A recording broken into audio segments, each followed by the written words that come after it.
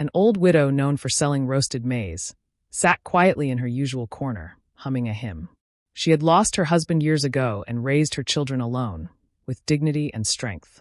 She still enjoys roasting her corn because it gives her opportunity to meet her friends every day. But on this day, her peace was shattered. A loud voice pierced the air. It was John, a young man in his 30s. He was known in the community, not for good things, but for being a troublemaker. Hot-tempered, arrogant, and proud. If you looked at him the wrong way, he'd slap you. If you dared to correct him, he'd insult your ancestors. "Old woman, why did you sell me burnt maize last week?" "My son, I don't remember you buying from me. But if I did, I'm sorry. Let me replace it," the old woman said calmly. But the young man John, full of pride and arrogance, didn't want an apology. He wanted attention. He wanted to prove a point. John shouted, "You think you can cheat people because you're old?" He slapped her, right across the face. The market went silent. You could hear a pin drop. The old woman fell to the ground. Her wrapper scattered. Her basket of maize rolled away. No one said a word. No one moved. "You will regret this. My God will judge you," the old woman said. The next week at work, John's boss corrected him on a file. "John, this report is full of errors. Fix it." "You don't talk to me like that," John said angrily. Before his boss could say anything, he slapped him. He was fired immediately. The boss didn't let it go.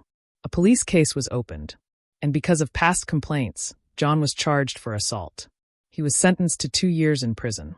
For 2 years, nobody missed him. His friends disappeared. His family avoided him. No one visited him. When John came out of prison, he applied for jobs everywhere. Nobody wanted a man with a criminal record. Until one day, he got invited for an interview at a new big tech company in the city. He dressed sharp, polished shoes, ready to impress. He walked into the office confidently, sat down, and then the CEO walked in with an old woman. The old woman's eyes narrowed. It was her, the same woman John had slapped in the market. And standing beside her was her daughter, the CEO. "John, do you remember me?" the old woman asked. John's face changed. "Yes, it's me.